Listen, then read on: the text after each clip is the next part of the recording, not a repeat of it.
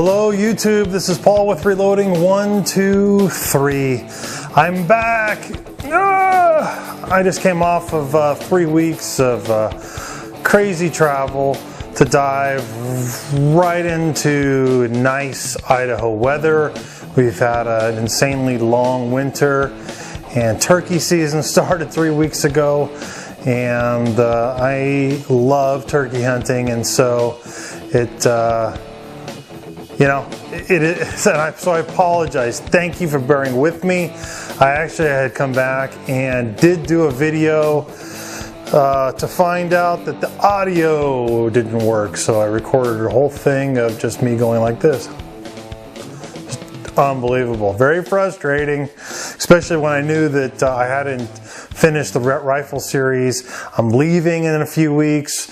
So my commitment is to try to get the rifle series done and in your hands and be completely finished before the end of May, probably 2 weeks from now. So I have a lot of videos to record.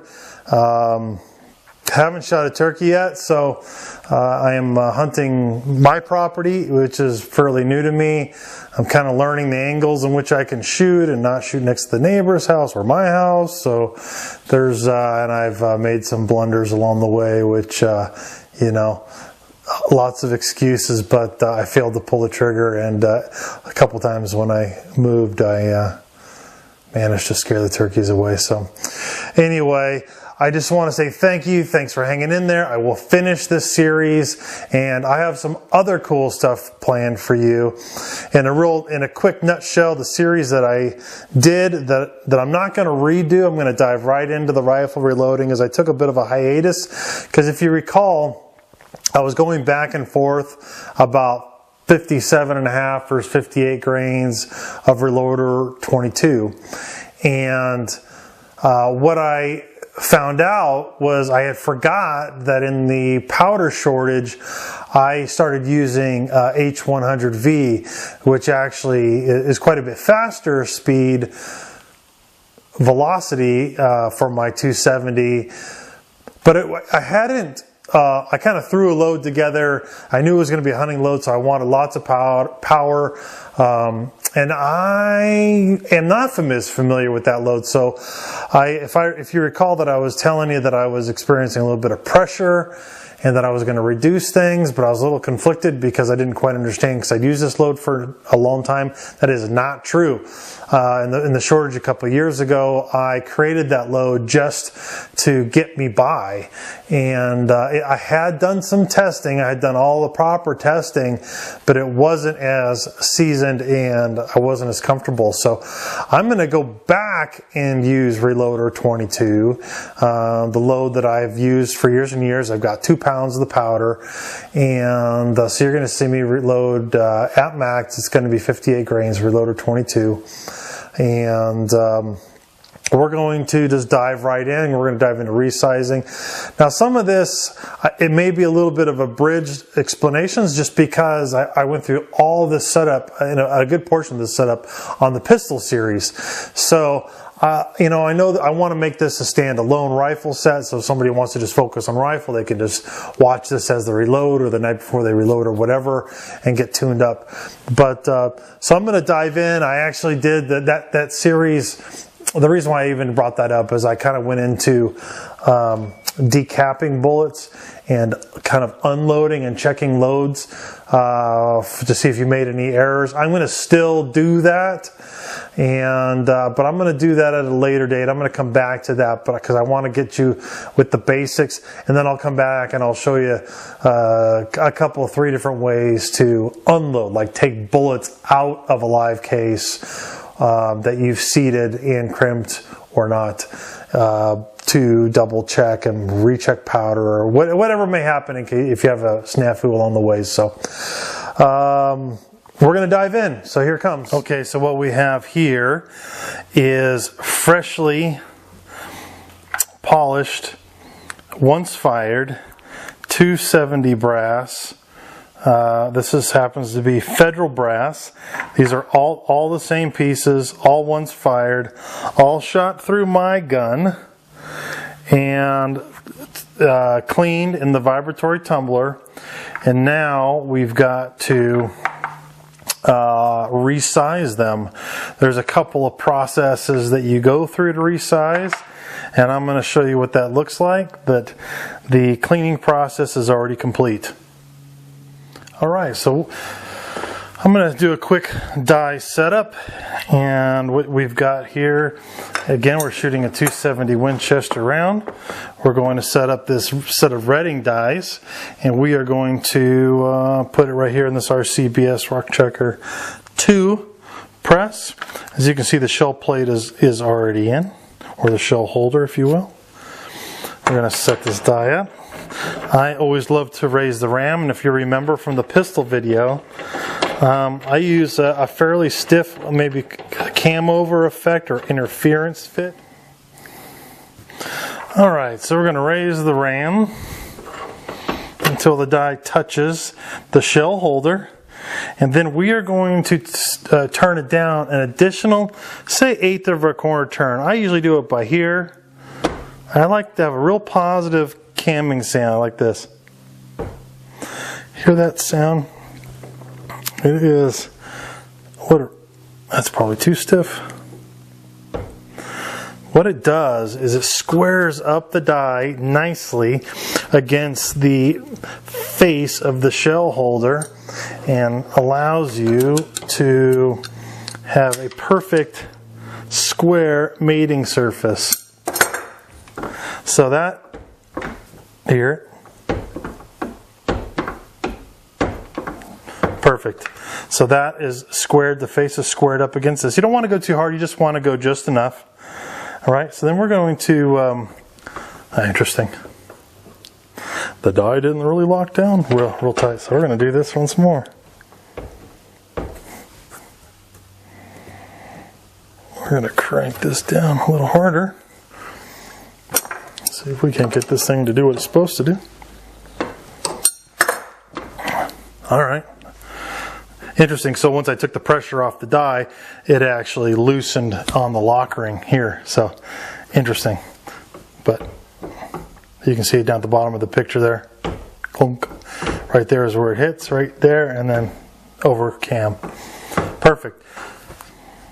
So, you know what we're going to do is we're going to leave that set right there, and then I'm going to show you how to lube the cases, and then we're going to come back to this.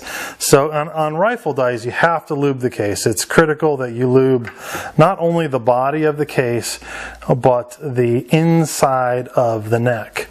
So there's a few things that happen that you have to do to make that happen. Okay, you guys, here we go down the rabbit hole. There are a bunch of different ways to lube the case.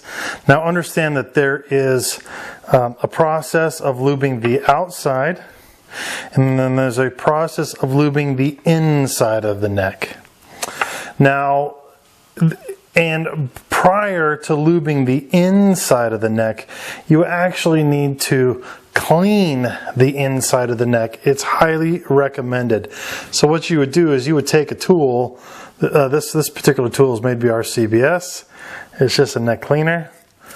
You basically just run this in the neck and scrub out any carbon that might be in there. So that process is pretty simple. I'll do the rest of them off screen, but they're all very much the same. You just run it in and out several times and it's done. That's the process of cleaning the inside of the neck. Now, this particular setup is done by RCBS, in which you would actually squeeze a little bit of this lubricant all over the inside of the tray, which I can kind of show you how that works. And this stuff looks like honey. You don't want to go too crazy because you're going to be doing this, fairly often.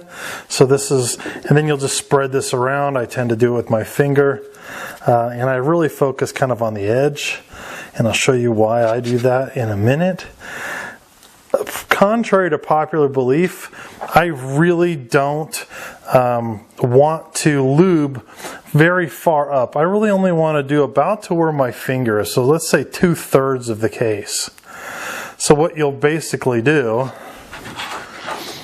in my opinion, is put the case right on the edge of this pad, just like so. You'll line all these cases up and you'll just roll them. It doesn't take much, and you'll see there's plenty of lubricant on there. Probably even a little too much, but you'll be witness that there's plenty of lube on there. Maybe you can actually see that. And so that's the outside of the case is lubed. So that is how it works with the RCBS case lube pad.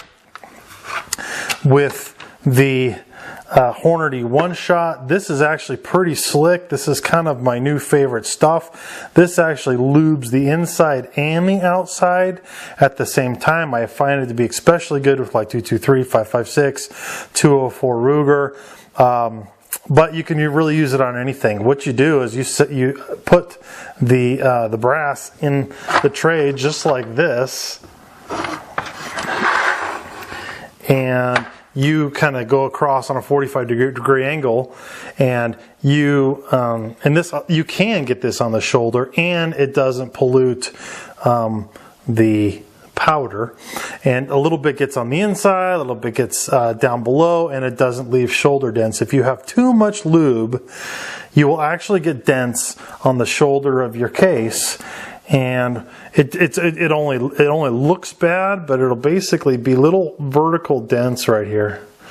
It's annoying. It changes the case volume just by a hair, but it really won't affect performance. So there's the Dillon case lube. This is obviously a pretty old container. Sorry about that, old container. And with that, you basically put all your brass in a Ziploc bag. You spray a couple of squirts of this in there, and you shake it up just like you shake and bake on a chicken, you know. And pretty simple. Shake well, thoroughly. And you can actually do it on a cookie tray. My buddy Alex does it, I believe, in a bag. It works excellent. I've done it both ways, but you can just lay the brass out on the side like this, and spray them like that. Again, I'm a little bit sensitive to getting any kind of lubricant on the shoulder, but this works nicely. This is Imperial Sizing Wax. This is a very popular lubricant for competitive shooters, and what it basically does is you get a little bit of this on your finger, and it literally is a wax. I kind of hold the case by the end. I just get a little bit on my finger and just do that bottom 2/3. Hopefully you can maybe see some of that go on there, and that's all you need. I mean, just the slightest amount. To me, it's a little bit easier to regulate how much lube goes on your case doing it that way as opposed to the case pad. But I can assure you, if I'm doing high volume, I'm using the RCBS case pad. All right, so that's the, you've got the Redding, you've got the Hornady option, you've got the RCBS option. As far as the option for lubing the inside of the neck, if you plan on cleaning the cases in the vibratory tumbler again, you can actually use the brush, lube this on the tray. You're putting a little bit of lubricant on this, and then you can actually use that to swab the inside of the mouth. But if you do that, you're going to be cleaning this brass before you put powder in it. Okay? A way to get around that. But you know what? I mean, if this is all you have, if all you have is the pad, you can do both functions with the pad and this brush. You can clean, lube inside of the neck, and lube the outside of the case using this pad. So pretty slick. With the One Shot, you still gotta brush the inside of the neck, but this gets the lube on both places. There's also an option for mica. Basically, boy, you can't find it in this kind of quantity anymore. This is like, I don't know, this is like top secret. But this is like a powder. It almost looks like a talcum powder. And what you do is you can put this and I've managed to break my tray. But they make a little tray where they actually have the brushes straight up and down. Kind of, let's just put it in here for lack of a better word. And then what you do is you dip the case in the mica, and then you run it up and down on your deal, and then it's ready to go. So and then essentially you can do the same thing with another version, and it's like a graphite powder through Redding. They call it the Imperial Dry Neck Lube. So they have basically a thing of graphite, which is one of these, and then they have an applicator, and the applicator has these little tiny little, I think plastic beads is probably the best example. And what you'll do is you'll pour a little bit of the graphite inside here. You put the lid on, you shake it up, and then the graphite gets all over those little beads. And then what you do is you dip this in the beads, and then you can kind of tap it off wherever. And you'll see the actual lube on the neck, and that doesn't hurt anything, doesn't hurt your powder. There's actually graphite mixed in your powder. It's one of the things that keeps it from coagulating or getting clumpy. So there's a couple of 3 different ways of doing lube, a couple of 3 different ways of lubing the necks and cleaning the necks. I'll tell you, my secret is I chuck this bad boy up in the drill, the cordless drill, and I clean. Then I basically will come back and use this Hornady spray, and it will, with this spray, it'll get inside the neck and you'll be all ready to go, and it's super fast and very efficient. Alright, so let's resize some cases. Okay, since I had to do the necks anyway, I was just going to show you what I'm talking about. You just actually chuck the shank in there, clean. Boy, you can kind of just rip through these. That's how fast it goes. So the inside of the neck is now clean. I'm going to lubricate the inside of the neck and the outside of the body with the Hornady One Shot. And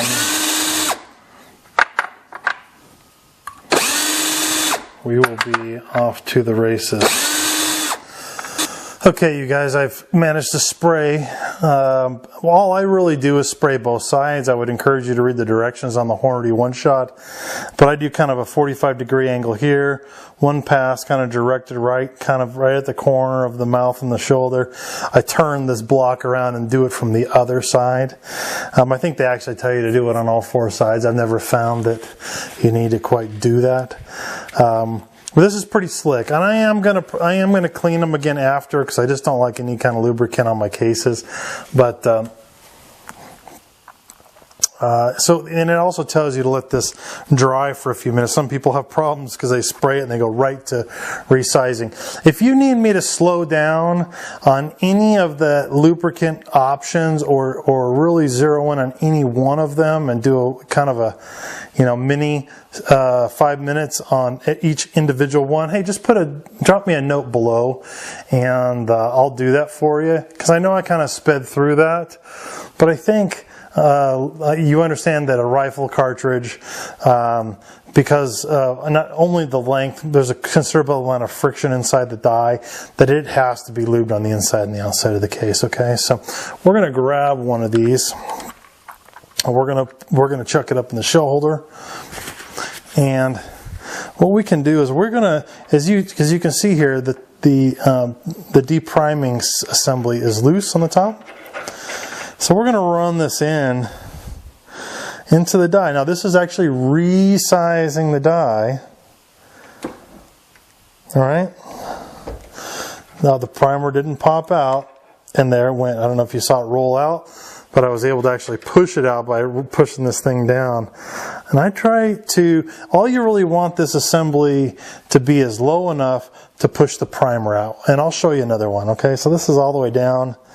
And then when this is coming back through, that's kind of when I tighten this. I actually stop it in the neck. And now, this may feel like it's going a little bit fast for you, but recognize, you know what? I know I showed you this once before, but here, this is what I'm going to do.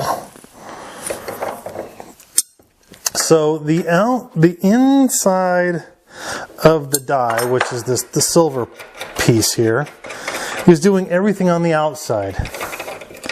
This piece is doing everything on the inside of the case. So whereas when this comes up inside here, this piece is doing the outside, this is resizing the inside. So you basically push this through, pops the primer out, okay, making sense here, pops the primer out. You want to make sure you have plenty of these pins handy, because undoubtedly they get bent, something goes wrong. So you pop the primer out with this pin, you've shrunk the neck down inside the body die. Then when you run it back through, this piece is pulled through the die, and that's what allows the bullet to actually then seat. Okay, does that make sense? So this shrinks it pretty far, and then this actually resizes it to the correct dimension, the final step. Now, the reason why I like to kind of tighten this down when it's like this is because I believe it helps it align. You can do it on the downstroke or on the upstroke. I tend to like to do it on the upstroke. And so hopefully that helps. All right, so we're going to, actually, you know what, now that I've done that, I'm just going to do one more for you. This is loose. Doesn't really matter at this point, completely anyway. Again, I'm raising the ram, I'm resizing, I'm pressing the die inside, and it's squishing it down to its original size so it'll chamber in the gun. Now I'm going to lower this depriming assembly. It just so happens the primer is able to pop out. I turn it a little further. Just kind of get it a little bit snug, and then I'm going to come through, and then you'll see it's like free play right here. Then right there as it hits the neck. And now it's passing through the neck, and as it's passing through the neck, that's when I typically like to kind of tighten this assembly down. Okay? Oh look, here's a perfect example. Oof, actually a perfect, really bad example. Can you see that dent on the neck? Right here. What that's saying basically is you have too much lubricant on the neck. I did this a little bit on purpose because I wanted to just show you, but that is not going to change anything. There's no way to pull that dent out until you fire it. When you fire it, it'll expand, and I didn't see one on this case. No. So what I'm going to do is I'm going to go through, and I am just going to wipe the necks off before I run them through. So I'm going to do this, give this a little bit of a wipe. I think you have more control using the RCBS lube pad. And I wouldn't be too much in a hurry doing this resizing process. Make it smooth. And then there's no, and you can kind of tell, like, I don't know if you can see right on the edge. I'm going to show you my finger. So right on the edge, there you can see the lube was kind of pressed up high. To me, that's an indication that you are, I would say, dangerously heavy on lube. And the reason why I did it, because I just really wanted to show you what it looks like and how simple it is and how not so dangerous it is. Now this is pretty tough to push in here. If it's that tough and you can actually see how far down it resizes the neck. If it's that tough to get in the die, then it doesn't have enough lube. Too tight. If you're actually in danger of sticking that piece of brass in the die, and that's going to come on a different video. But what I'm going to do is I'm going to lube this on the pad. To me, I find this to be the most fail-safe. Again, only the bottom 2/3, and I'm going to run this in And look at that, boom, like butter all the way through. Now you got to clean that off later. You can kind of see where the end, you don't really need it up here, although there's lube still up there. But you really don't need any lube that far up on the shoulder. So I'm going to go through here, see that one's resizes nicely.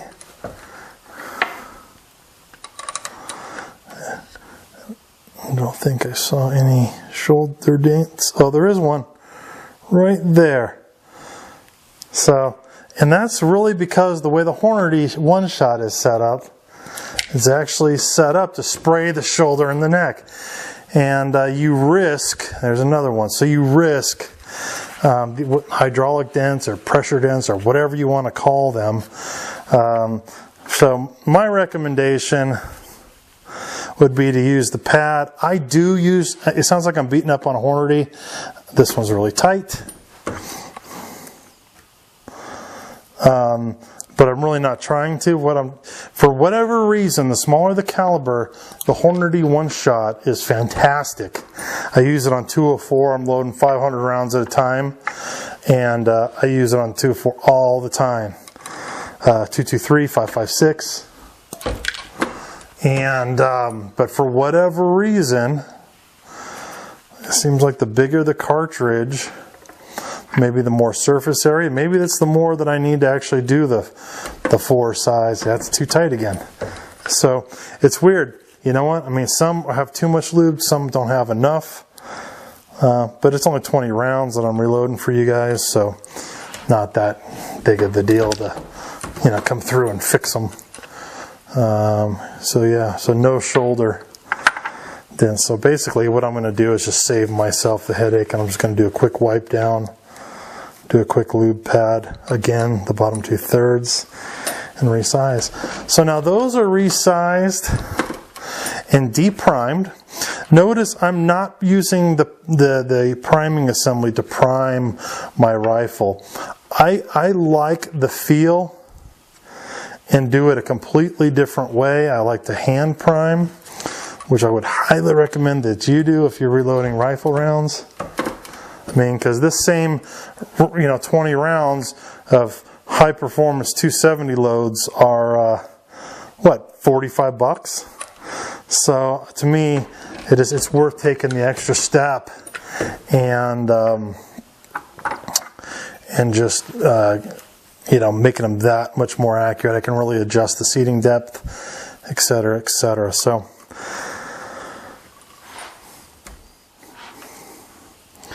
I just went through and cleaned the Hornady one-shot off the outside, and I decided to use the lube pad for the rest. Now, something has just kind of struck me, and I'm going to end my video here. And we could really go into an entire segment, and I still may do that on checking your brass, but up to this point, you've been handling the brass several times, right? You shot it, you put it back in the box. You need to be vigilant on checking your brass, and what I mean by that is brass can crack. It work hardens over the time, and it can crack. And it can crack in the neck area, it can crack in the head area. And the nice thing about the rifle brass is that you're working with it so much that you have several opportunities to catch little things. Let me show you something here, and maybe this will come through the camera. I hope it will. I'm going to show you kind of on the back page of my notes. Can you see the crack on the neck right there? Can you see that? This is on a 204 Ruger. This is shot one time. This is exactly the way it came out of the gun. Cracked all the way down, unusable and unsafe to use. You would never, this is just a shell that you would just throw away. And so when you're taking a look at the brass, part of the reason why you clean it is not only so it doesn't put garbage up in the dies, but so you could kind of do an inspection. You want to make sure that, especially when you're getting ready to put the powder and bullets and whatnot, and you want to make sure that these things are safe to shoot in your gun. And there's a couple, so it'll actually, and you can, and the reason why I'm even saying this is there's something here that's kind of alarming me, and I believe these are going to be a little bit dangerous, and this is why we check. But if you can tell, and sure enough, I'd swear that's exactly what that is. There is a case head split beginning right here, and I'll see if I can't zoom it in on a second camera, but I'm noticing it on several of these pieces of brass. Now,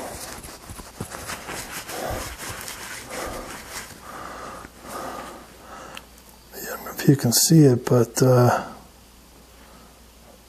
I don't see it on that piece.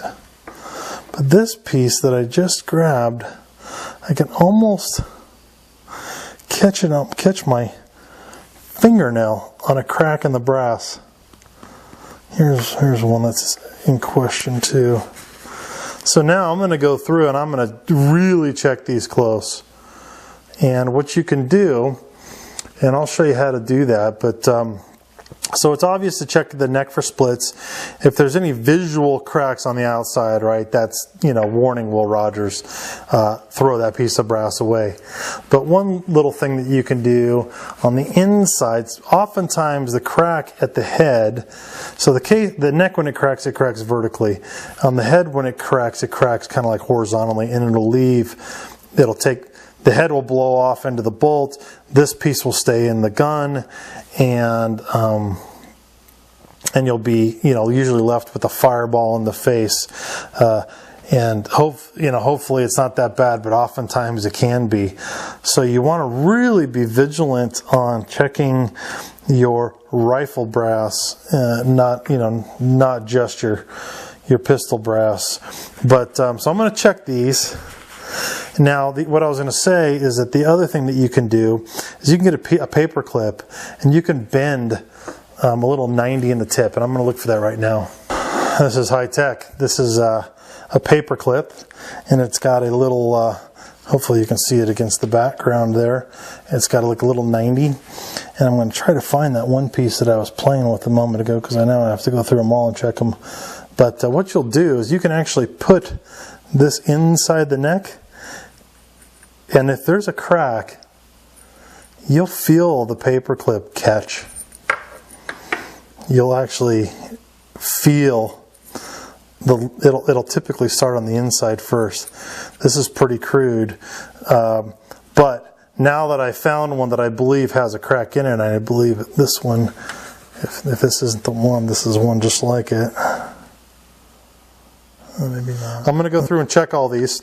I'm going to end this video right here because that pretty much sums up resizing, case inspection. All right, you guys, I bet you thought you were done with me. Not so. So I'm going to throw a curveball at you. Now, I kind of know what to look for, and I'm going to show you a close-up of this, but I did find two, and you can actually feel the case head separating. Now, I have several firings on this brass, okay? Now, you know how when they're cleaning your teeth and they're hitting the plaque or whatever and it tink, tink, tink? That's what it feels like on the inside of these two pieces of this 20-piece set. And frankly, I'm going to toss them all. So even though I just went through the whole process of showing you how to do it, I know that this is all the same batch from the same lot. These two that are dangerous have the same miles on them that the rest. It's only brass, and I'm not willing to pull the trigger with that case that close to my face. So basically I'm going to trash the whole bunch of them, and I'm going to pull out some new brass, and I'm going to prep them off screen, and Winchester brass, and we're going to start from there. All right, thanks for chiming in. Sorry this took a while, but the rifle side of this is far more involved and takes quite a bit more time, and I want you guys to get it right, okay? So this is Paul, Reloading123. Thanks for joining in.